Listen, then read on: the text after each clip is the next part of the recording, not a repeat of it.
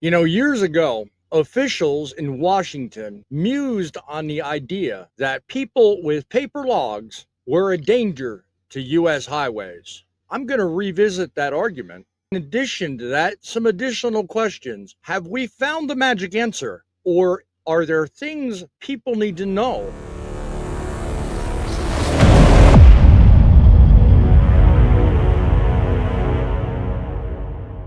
Howdy ho, Boss Man here. Welcome to the collaborative think tank for advanced trucking journalism. The best in the road to headlines and things you need to know about making trucking great again. And recently we've gotten into quite a heated debate on my channel about ELDs, their effect on trucking, and whether or not it's a pro or a con.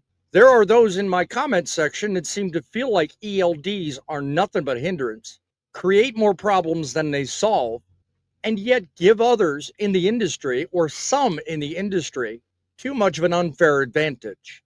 So I want to break down for a minute my take on this whole thing. Firstly, to everybody that participates in conversations on my channel, thank you. Continue supporting our channel because the conversations only get better from here.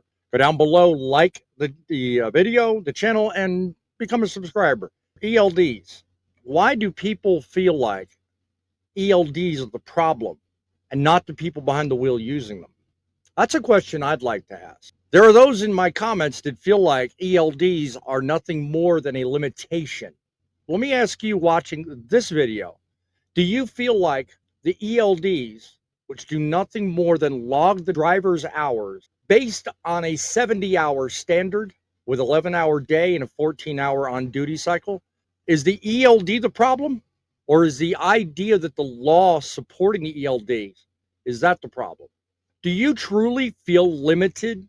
I don't feel limited. When it comes to an industry and it comes to the tools and resources that you have, are you limiting yourself? Or are you using the resources available to you to create the best opportunity for yourself and others in the industry?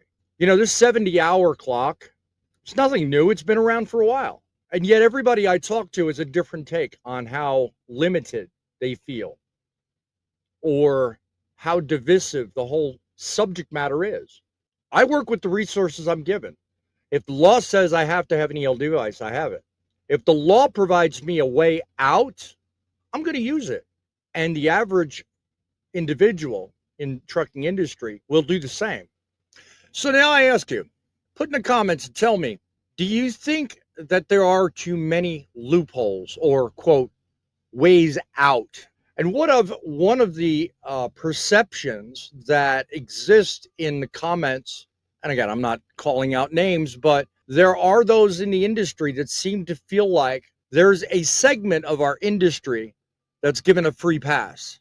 You see these older guys with the recent discussion about pre-2000 emissions trucks running paper logs. There are those in the industry that feel like they have an unfair advantage. Some feel they have an unfair advantage when they themselves are basically required to follow the same 70-hour 1411 cycle that we all have to follow according to federal law. There are those that work in that industry. They're willing to come on my show and tell you that really, honestly, there's a minor difference between what the ag exemption gives them and what the average driver is allowed to do. It is not a free pass. So tune into our next front lines. We're going to have a group of people that do work in the cattle industry that are willing to take the time to answer your questions. I challenge you as a listener, join the conversation, get involved, call our studio line on Sunday.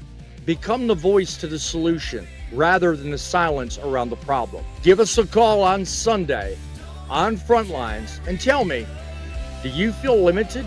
Do you feel like the 70-hour clock as we know it needs to change? Tell me in the comments below. Whatever job you do it well. And remember, it's the trucks that make the deliveries, but it's you that make the difference. Keep getting involved. Until next time, keep the faith. Keep it rolling.